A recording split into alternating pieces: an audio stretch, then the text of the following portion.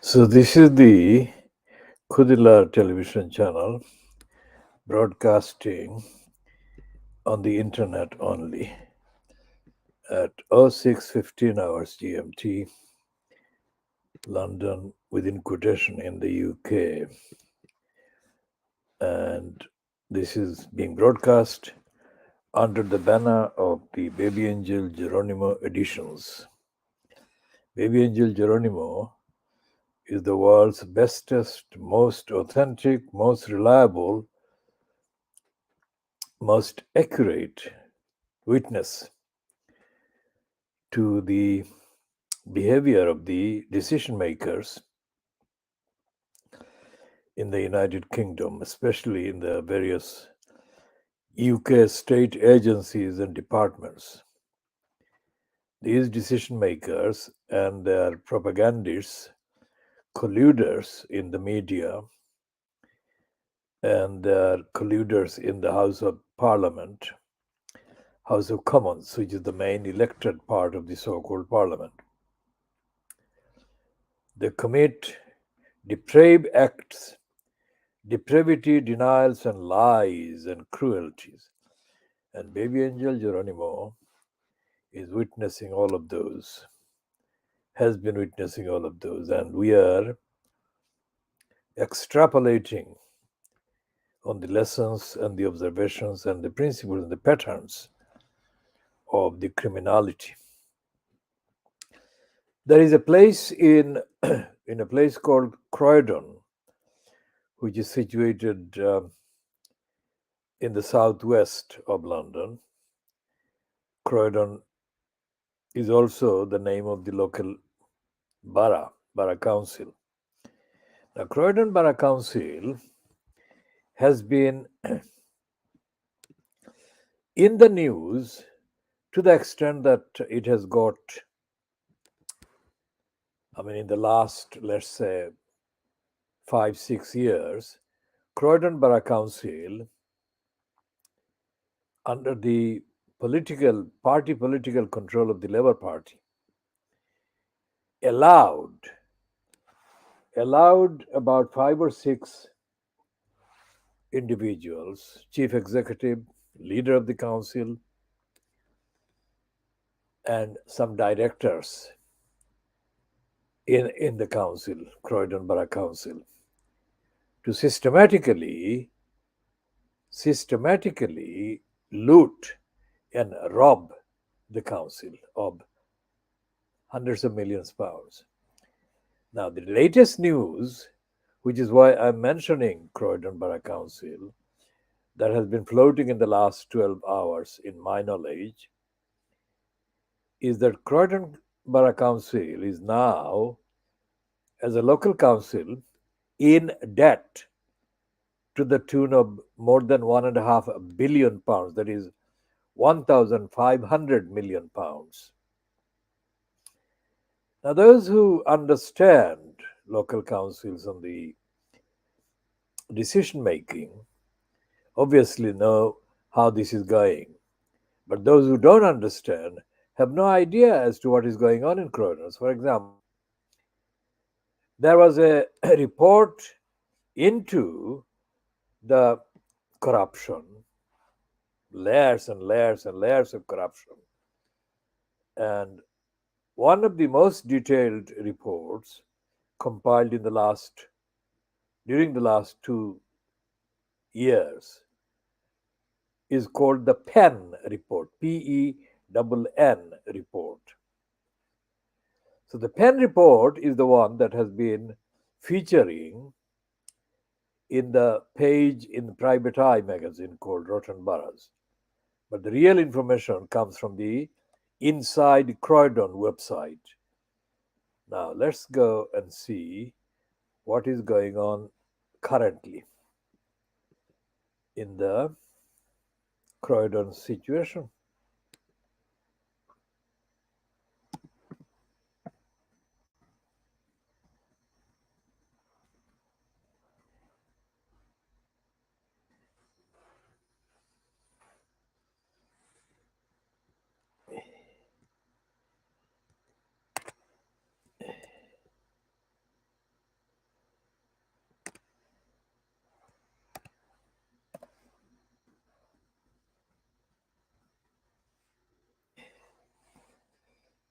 All right, the latest one from the news outlet called Guardian series, not to be confused with the national or centrally published newspaper, the Guardian.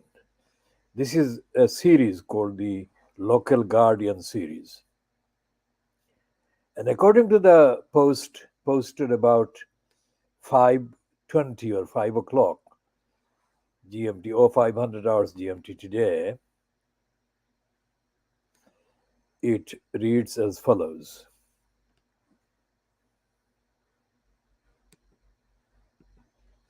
Croydon Council needs £540 million of debt written off. And this is on the website called Sutton and Croydon Guardian. So let's see what this item is reading. And it's a report bylined to an individual called Tara O'Connor. And she is described as local democracy reporter Croydon, Marton, and Sutton. So Tara O'Connor's piece says, to financial breaking point again next year if it is not granted an unprecedented debt write off by the government, a meeting heard. Now, note this word unprecedented. It looks like somebody is briefing these councils on the quiet, if you like, not identifying themselves as the source of the briefing, but they are briefing these councils, mostly corrupt and unaccountable councils, and using shock words like unprecedented. Now, use of unprecedented is expected to shock ordinary people who are less knowledgeable than the councillor. Most people in the local areas, in each local area, are ignorant about the inside goings on in councils like Croydon, which is why, despite the fact that Croydon has been a rotten borough for the last few years, increasingly getting worse, the people of Croydon were prepared to foist on themselves the additional layer of corruption and unaccountability called the executive mayor and the Conservative Party. Here we read on that item. And the next paragraph by Tara O'Connor reads, the council's huge 1.6 billion total debt costs it 47 million a year to pay back and keep up with interest payments. And the next paragraph, the council has also asked the government for 224 million bailout loan known as capitalization direction to balance the council's budget. And the next paragraph goes, this is broken down into 161.6 million to deal with historic financial issues and another 63 million to plug the budget gap in 2023-24. The budget was discussed at a cabinet meeting on Wednesday, February the 22nd, Wednesday night. Chair of Scrutiny, Councillor Rowena Davies, told the meeting, in the long term, this budget does not and cannot guarantee the Council's financial security or stability without bigger structural intervention from the government. The Council's debt is so big and the interest on it so crippling that Croydon cannot cut its way out of it. The only reason the Council's budget looks balanced over the next few years is because the government is allowing it, that is Croydon Council, to borrow more to fill the holes. This is equivalent to putting day-to-day spending on Croydon's credit card, which will only add to debts and interest. The only way out of this is the government allowing Croydon Council to go further and actually write off Croydon's debts. There is currently no legal framework for government to write off a council's debt. Now, notice this legal framework not being present or available. It is unprecedented. There are no set time limits, timelines, or guarantees. This is the chair of the so called scrutiny, Councillor Rowena Davis, still being quoted by Tara O'Connor. So there is a real risk. This council, that is Croydon Council, she's speaking at the meeting on Wednesday, the 22nd of February 2023. There is a real risk this council could be in the same position next year, limping on, borrowing more in each budget cycle, and never dealing with the root cause of the problem. Now, the spelling in Tara O'Connor's piece, root cause, probably is the wrong spelling because it's spelled here as ROUTE. I don't know what she meant by root, but anyway, let's ignore that one for the time being. Councillor Davies added that while Croydon gets back on track, it is the residents who will be impacted as council tax is set to increase by 15% in April. Mayor of Croydon, Jason Perry, said, "It is indeed unfair that the residents of this town pay the price for the mistakes of people over the past few years in this town hall." And he is also using that word. It is unprecedented. No authority has ever put itself in this position before. Cabinet member for Finance, Councillor Jason Cummings, admitted that continuing to borrow more from the government was not the answer to Croydon's problems. Councillor Cummings said the current model of capitalization direction is unsustainable. Clearly, ongoing borrowing to fund revenue is not a sustainable position. That is why the government is so focused on a solution to Croydon's problems. It is the case that we do not have assurances of what the end solution is going to be. What government is being asked to do is a long and complex task which needs to be seen to be fair. This will take time, and we have built that into the budget. The expectation that time will have to be taken.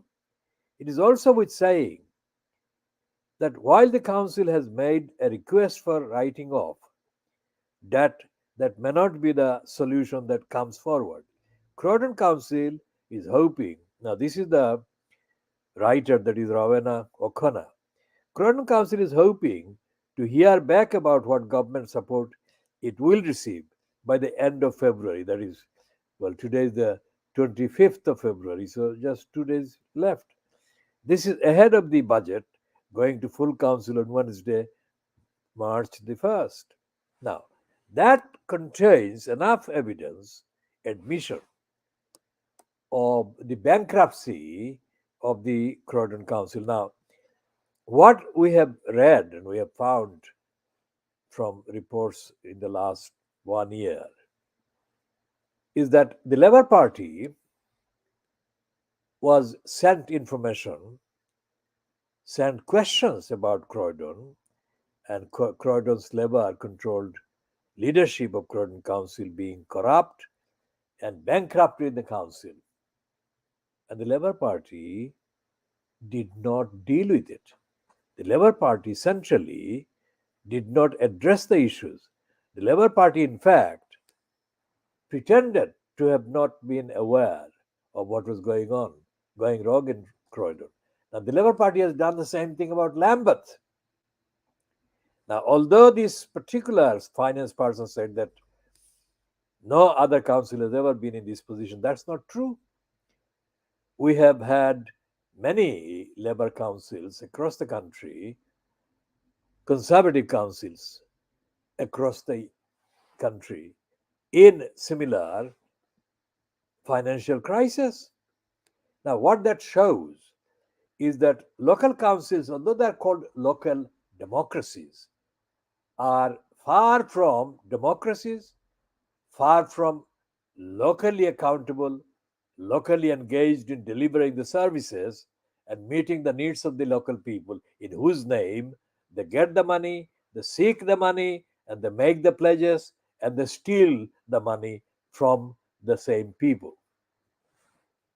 So that shows that there is a really fundamental systemic issue about local councils serving the local communities, local councils keeping themselves within reasonably made and reasonably arrived at reasonably constructed budgets. It doesn't matter which political party is in control politically at the time of the party, of the council, given council. Essentially, the council has no democracy, no accountability, no audit, and nobody actually has access to what the council is up to internally. So you've noticed there in the Tara O'Connor report that the scrutiny chair, Rowena Davis, was critical of the budget. But the finance chair or the finance cabinet member was defending the budget, which means that there is serious disagreement among councillors, and they are presenting the disagreement in a way that doesn't come across as disagreement, but they are seriously disagreeing, which means that the books are not being actually properly kept, and the actual reasons for the drainage, reason for the continuous decline in the finance of the council are not being openly admitted, not even among the councillors themselves. So there is no other intervener or intervention making source available that can come in and say, look, here is what we need. Give us the facts. It shouldn't have to be left to the local central government secretary of state for communities, which is what Eric Pickles was called in the period when he sent the commissioners to Tower Hamlets after finding in the reports from PricewaterhouseCoopers that Lutfur Rahman had abused the finance of Tower Hamlets Council and misused the resources of the council and so on. So, despite the fact that Lutfur Rahman was actually found to have done that, Lutfur Rahman is still in place. Despite the fact that he was banned from public office for 5 years, he is again back. Despite the fact that the evidence the evidence presented on behalf of Lutfur Rahman by Shamsul Haq, the Imam for many years of the Ford Square Mosque in London E1, was actually exposed as being false, and that Shamsul Haq was one of those people who told the electors in Tower Hamlets to vote for Lutfur Rahman, the Muslim electors, clearly, to vote for Lutfur Rahman on religious grounds. So, despite all of these scandals and all of these corruption, Lutfur Rahman is back, and his so-called Aspire outfit is in place, and there is no one holding Lutfur Rahman to account about the any number of millions, hundreds of millions of pounds of abuse, hundreds of millions of pounds worth of resources and property that Lutfur Rahman abused during the period October 2010 until he was ousted on 23rd of April 2015. So Tower Hamlets is a case which is still unquantifiable in terms of the actual amount of money that Lutfur Rahman allowed to be stolen or helped to steal or helped to hide. Because what the PricewaterhouseCoopers report said was incomplete. It needed following up, and it hasn't been followed up. And despite the fact that the commissioner sent to Tar Hamlets Council by Eric Pickles, fronted by the corrupt Ken Knight, a fire brigade official, retired, that they spent their time there, and both of them competing with one another in sexually kind of, how shall I say, focusing their attention on Rachel Saunders. It was quite clear because he and the second in command with Ken Knight were oozing in the direction of Rachel Saunders, despite the fact that Rachel Saunders was sitting there, not really delivering anything really interesting or important or democratic or moral or ethical. So those two commissioners, Ken Knight and his second in command, were the main culprits, and they did fuck all. They literally did fuck all because they were focusing on having sexual relations with Rachel Saunders by the way they communicated to her and communicated around her. I am saying this on the record. Let them challenge it. Let them show the CCTV recordings denying that. So, although the current UK government hasn't sent the commissioners to Croydon, essentially Croydon is sinking. But what will happen eventually, Croydon will not be allowed to sink because that will discredit the party in power, and therefore it will have longer term impact in terms of the electoral losses at a general election. For that kind of corrupt reason, Croydon will be given the bailout, any number of bailouts that will be necessary. And this is the kind of thing that cannot be allowed to go on because that warrants the availability of endless amounts of public money that corrupt and discredited and bankrupt councils to be kept floating would need. So when the local government reorganization took place in the 1960s and these councils were created, the London Council, the 32 boroughs were created, including Newham, Tower Hamlets, Hackney, Lewisham, Lambeth, and so on. The reorganization did not take into account the real need for audit and accountability. So you've got the 60s, and you've got the 70s, you've got the 80s, you've got the 90s. Now this is what, 60 years plus since that legislation, and 60 years of persistent criminality, corruption, lack of accountability at various levels in various ways perpetrated by each of these borough councils. These have gone unnoticed because there is no outcry anywhere, either in the House of Commons, in the House of Lords or Peers, as we call it, we prefer to call it, nor in the media, indeed, about any of these councils. So, what is the real impact on the local people, as the finance person in Croydon admitted? The impact is that there will be rise in the taxes that are paid by individual people or households in the borough. In Croydon, it will be like 15%, 10%, 20%, whatever. But there is, in a borough like Newham, where Roxana Fiaz has actually used the same script and used the word shock word unprecedented and focusing on the alleged housing applications, waiting list applications, etc., etc., homelessness applications.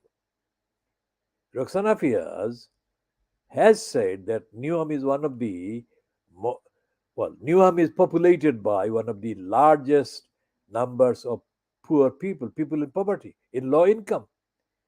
That Newham has highest number or proportion of children living in poor families. She doesn't say that in that way, but child poverty is the way she says it. But that's a wrong way because child poverty is not an isolated thing. If a child is poor, then the family is poor because most children are parts of families. But there is a crafty reason why child poverty has been devised. I'm not going into that crafty device in a real detail, except to say that those who are responsible for confecting that phrase child poverty are themselves corrupt, dishonest, and careerist opportunist liars. For example, there is nothing in Newham, for example. We'll come back to Croydon later, but let's stay in Newham and let's look at the latest available, accessible statement by Roxana Fias.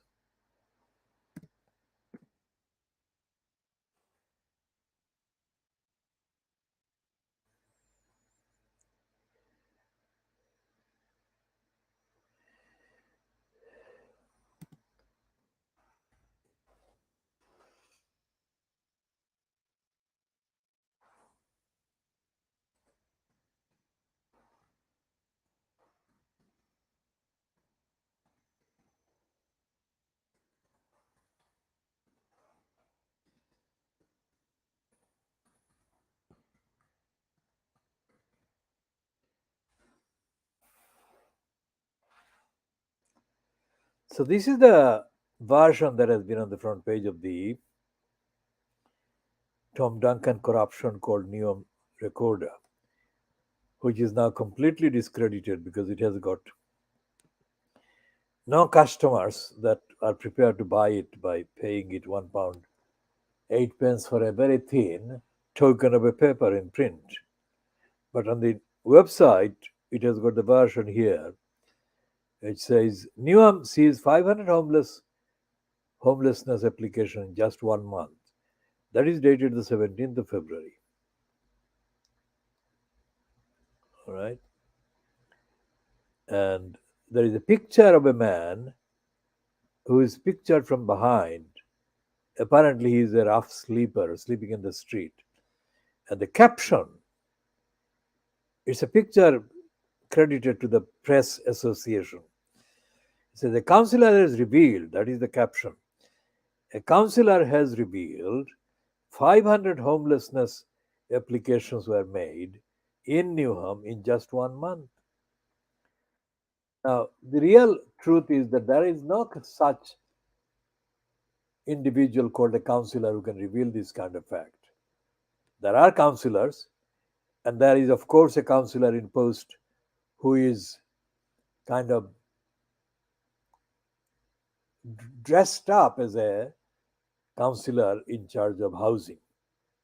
But he is not. It's Roxana Fias who controls everything and every post, along with her kind of colluders and collaborators in Newham Council. So this figure is not something that the councillor has come up with. It is Roxana Fias that has fabricated this along with her clique. And this councillor is called Shaban Muhammad. Let's check the Shaban Muhammad if there is a Shaban Muhammad accessible in terms of any image.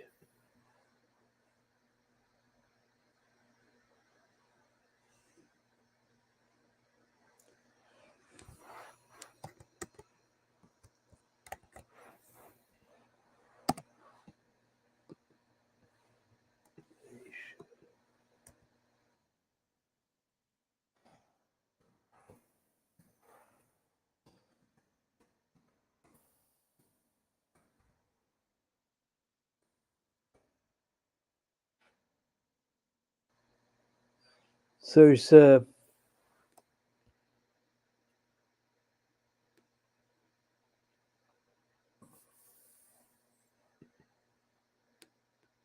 Councillor Shaban Mohammed Niwam, East London News.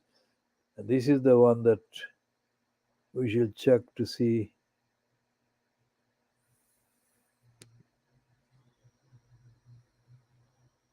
This is a picture that we're looking at Shaban Mohammed Niwam from East London News. Now, East London News is an outlet controlled by crooks that are associated with Tower Hamlets,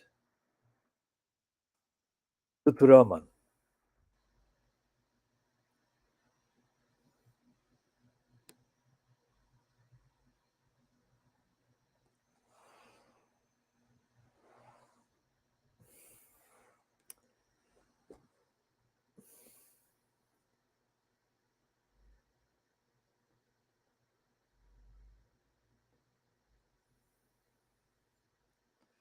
So Shaban Mohammed is a councillor who looks like an Asian one, but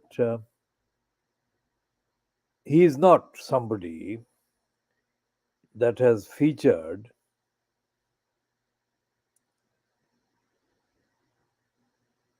He is not somebody that is featured in the news about anything about Newham until this particular item, this particular kind of presentation of Roxana Fiaz's kind of shock statement that 500 applications were made for housing in 1 month, because that is designed to give the shock evidence to the central government as part of the bid and request by Roxana Fiaz for central government funding to Newham.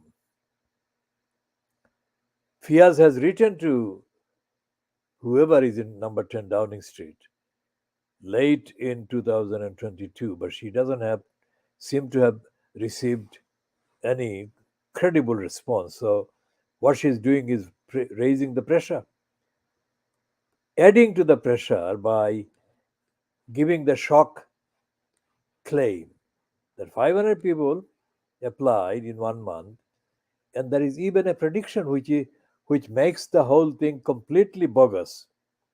And I'll come to that in a minute. Councillor Muhammad said, I think it's unprecedented the amount of applications we are getting. We have currently got 5,858 residents in temporary accommodation. When our figures for 2021 to 2022 were 4,424. Now, I must say that this kind of apparent accountability is completely false and bogus. And I'll come to that before I move back to Croydon. This Shaban Mohammed quotation is continuing. It's a real supply issue. And we could see it up to 1,150 more applications by the end of this financial year. Now, how the fuck does he know that 1,150 precise number? And my answer is that the council is cooking the numbers. Not that the numbers of people applying for housing is not high, but this kind of precision is inconsistent with Newham Council's corrupt, mismanaged, completely misleading activities and unaccountability in every sector.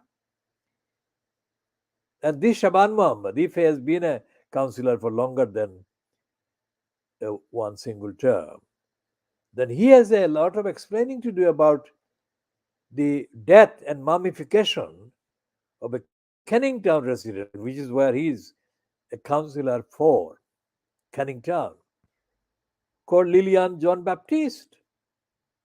He has not made any statement. He has not made any comment about how Lillian John Baptiste, one of his kind of constituents, one of his electors, one of his voters, if he has been a councillor for more than 4 years, that is, met her death.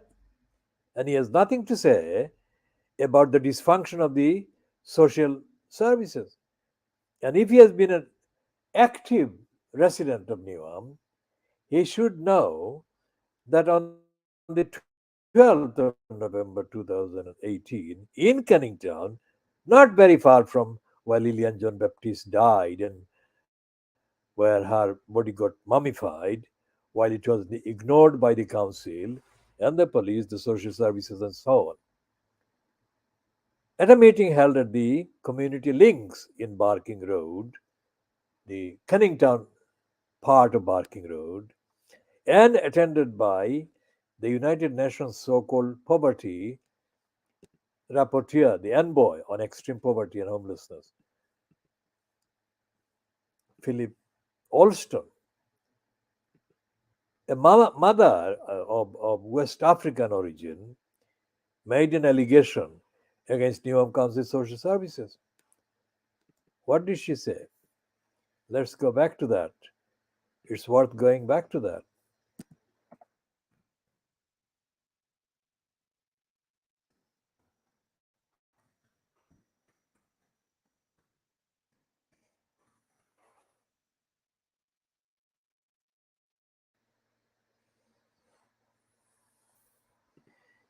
On the independent website dated the 13th of November 2018, the reporter was described as the social affairs correspondent, May Bullman, put the heading Mother describes being forced to drink her baby's milk as people living with poverty come forward to tell you and Enver their stories. Now, that is an intentionally corrupt heading. People living with poverty is not the same as people living in poverty in Newham. So they are sparing Newham the attention from the heading as part of the corrupt policy on the part of the independent.co.uk. That's the main heading. The quotation underneath that is the quotation from that mother of West African origin. I was in my slippers. It was so cold. I plucked, I plucked up the courage to ask them to say I am hungry. I have a baby. But they, meaning the social services, Newham Council Social Services, said, we can't give you anything. Then she said, I had to drink my baby's milk. Now, that milk was meant for the survival of that baby. Underneath that heading and that quotation is a still picture of that meeting, which shows a man in a white shirt and glasses and gray hair, looking very businesslike and writing down. What the fuck was he writing down? This cunt. Lying cunt. I'll come to that and I'll come to explain why I keep calling him a lying racist cunt.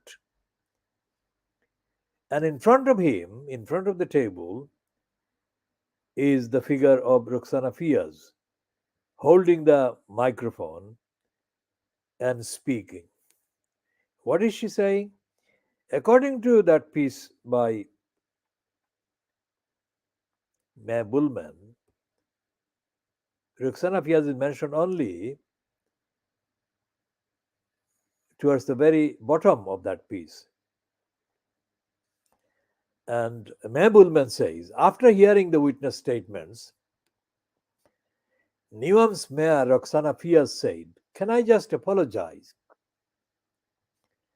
Can I just apologize on behalf of myself as Mayor of Newham and on behalf of the council that you experienced that treatment? I mean, she's addressing that woman.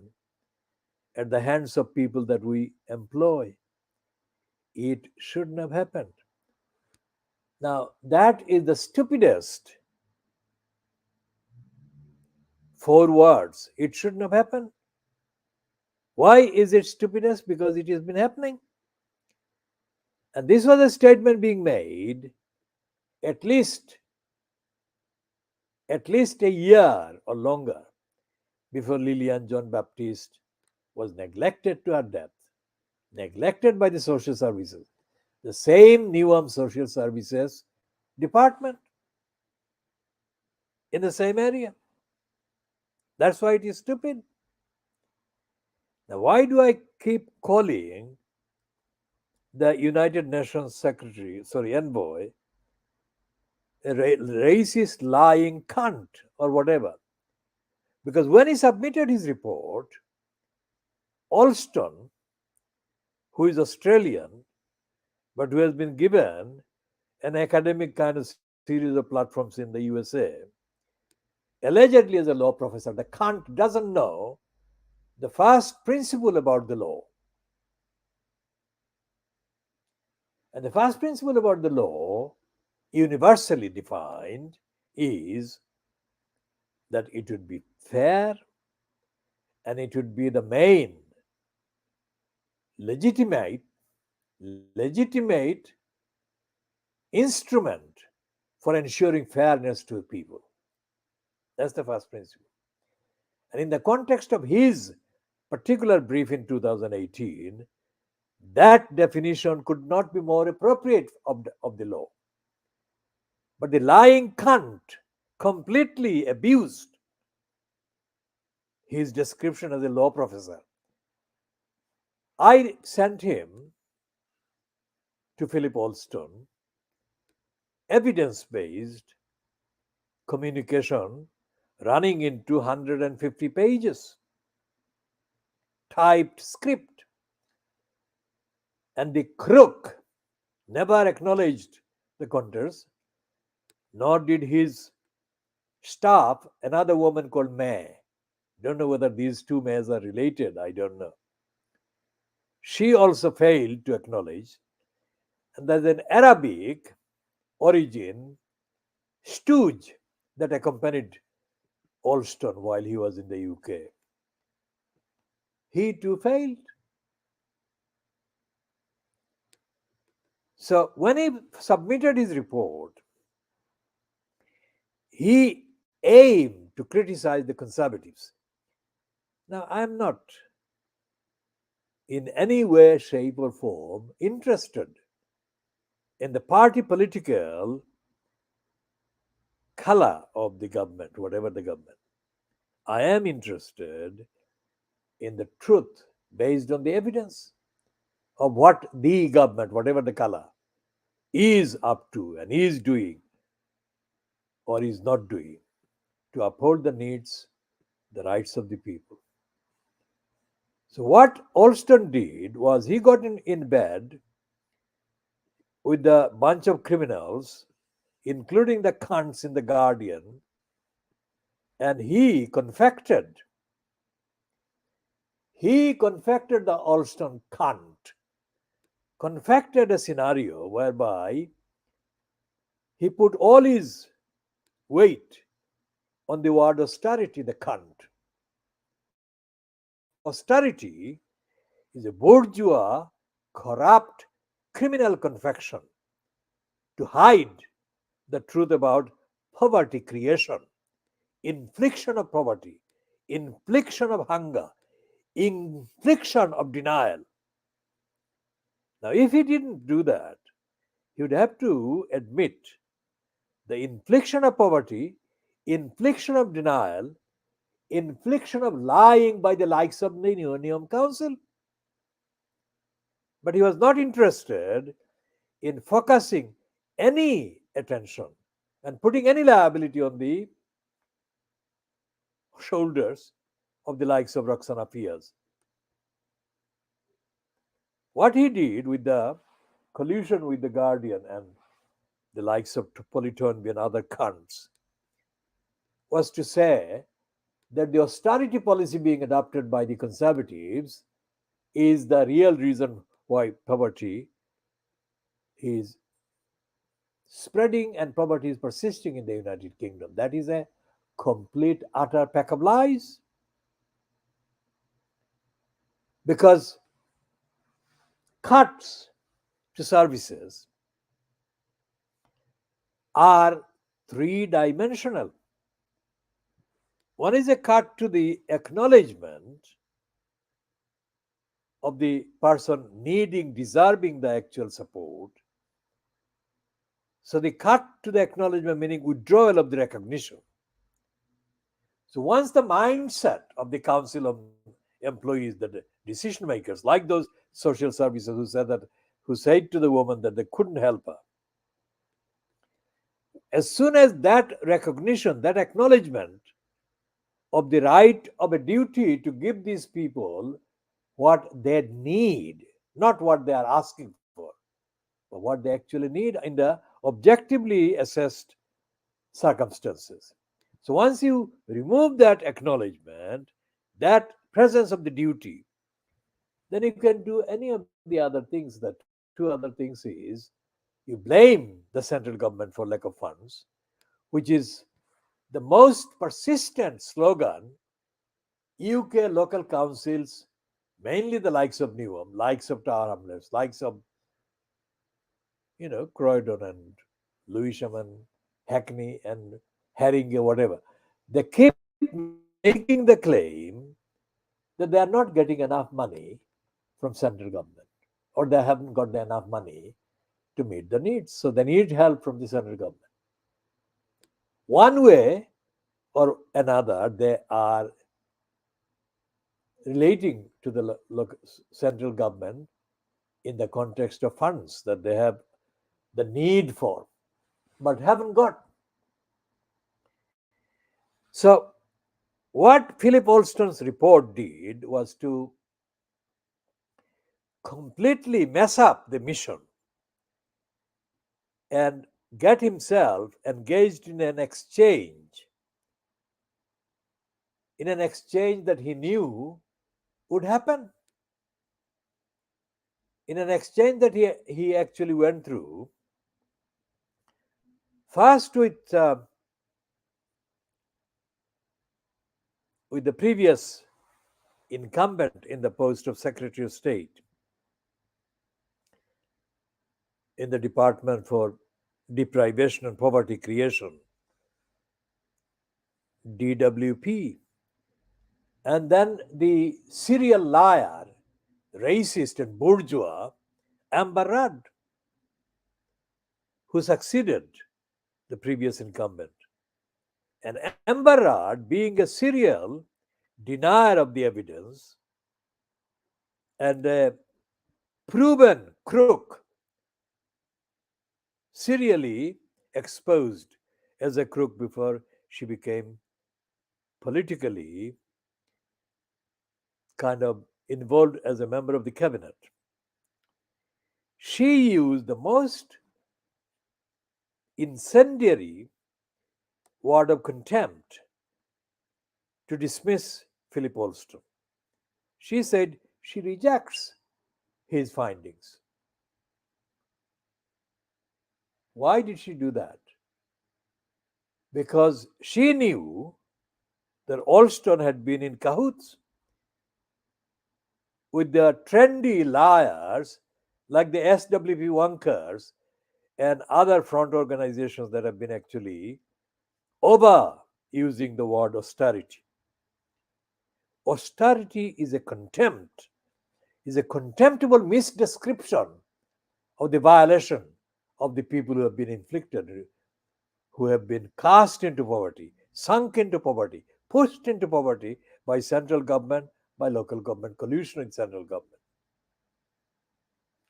And of course, despite the fact that he is a law professor, the cunt didn't have anything to do with the role played by the UK corrupt court system in adding to and aggravating the extent of poverty and deprivation and hunger in the UK. Now, my experience of entanglement, engagement with various courts, various levels, shows that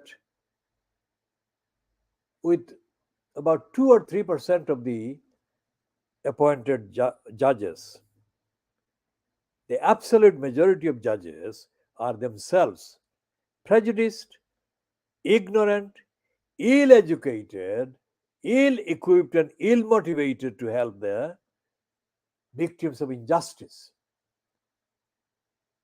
There was one exception when, on the 14th of October 2014, the now deceased Honored Judge Thornton published a ruling after reading the evidence, studying the evidence of the case called AA versus the London Borough of Southwark, LBS. Now, AA is an anonymous litigant in person, I think. And he was a tenant for more than 20 years in a social kind of property, socially rented property, either council owned or similar or council related. And his case was that a group of Southwark council employees conspired over a period of 1 or 2 years to evict him from his property. And they succeeded in evicting him. And as part of their conspiracy, these conspirators all employed a social kind of socially engaged, if you like, employees of Southwark Council, stole his computer disks, hard disks, and his intellectual properties, destroyed them, and so on. Now, that ruling is accessible online, is called AA versus LBS, London Borough of Southwark. That is accessible online, and that is one of very few rulings by any court in England that actually identifies any local council as so extensively corrupt and criminal. Now, although there has been no similar ruling by any court, high court judge against Newham Council, against Tower Hamlets Council, against Hackney Council, against Lambeth Council, against Haringey Council, to the extent of the wrongdoing and conspiracy and criminality indulged by the employees in Southwark, there have been partial admission by some of the judges. And one of the hearings that took place about 3 years ago, 4 years ago, against Tower Hamlets Council involved the actual disclosure of the evidence of internal corruption in Tower Hamlets Council among employees. Now, this particular corruption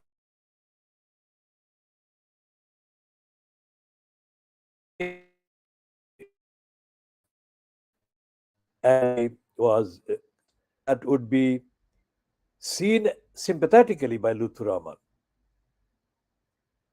because in return for Lutfur Rahman's tolerating their corruption and their conspiracy and their criminality, they would give him kind of political support in the community, because almost all of them were Bangladeshis in Tower Hamlets. And they operated under the various parts of the banners of youth services. What they did was they operated as a gang. So when Lutfur Rahman was replaced as mayor on the 11th of June 2015, following the re-election on that day by John Biggs. One of the first things Biggs did was to disband or start to disband that unit or that group on the various youth groups. Now, according to the news in the last 2 days, I'm saying Thursday and Friday, 23rd and 24th of February 2023, Lutfur Rahman is plotting to reinstate those criminals. Not necessarily the same individuals, but Lutfur Rahman is very clearly committed to reinstate the atmosphere of corruption and criminality in Tower Hamlets to the level that he had operated before he was ousted. That kind of criminality, I'm not saying all criminality, but that kind of criminality was not evident in the behavior of the racist John Biggs, who was a criminal, but his criminality differed in many respects from the approach that Lutfur Rahman took and is about to take again and has been taking again since he got in, as they say, resulting from the 5th of May 2022, quote, council election and the mayor election in Tower Hamlets. So let's go to the situation in Croydon. Who is controlling the Croydon Council's central bureaucracy? Who else? It's Catherine Carswell. Catherine Carswell, I am pronouncing it in a way that sounds like Carswell. Catherine Carswell was the temporary chief executive hired by Roxana Fias. And Catherine Carswell is probably the most notorious abuser, of the absence of democratic accountability in local councils in the UK. So she is a kind of one woman destination for all the desperate regimes, council regimes. She has been in posts in more councils as chief executive, acting chief executive, consulting the local council, whatever, than any other person that could be named. And in Croydon, in the current situation, she has been there for, I think, about 2 years. She is correctly identified as being the person responsible for delaying the publication of the findings of the Penn report or the Penn investigation and other things. But even if those findings were to be published, Croydon would not be freed by any means from corruption. Why? Because the toughest recommendation coming from the Penn report and similar is that those who were responsible for the initial corruption and losses of hundreds of millions of pounds and the thefts from Croydon people of hundreds of millions of pounds should be referred to their own professional bodies. What the fuck for? Because in the UK, there is no professional body that gives a shit to holding its members to real scrutiny and accountability. So Catherine Carswell is cursing Croydon as badly as she can do and as badly as she is allowed to do. What we shall be doing, we'll have to go into Croydon in another part. This is now 1 hour and few seconds, and this is being 7:15 GMT or 7:15 GMT, we shall end this part. As far as the world exclusive updater essay, an investigation into the role of the judiciary and the media and the government and the parliament in denying and robbing Shamima Begum of her British by birth citizenship, we shall broadcast part D in due course. We have done three parts A, B, C. The D part is due next, whenever we can do that. So we are ending this one at 07:16 GMT. It's 1 hour, 1 minute, a few seconds.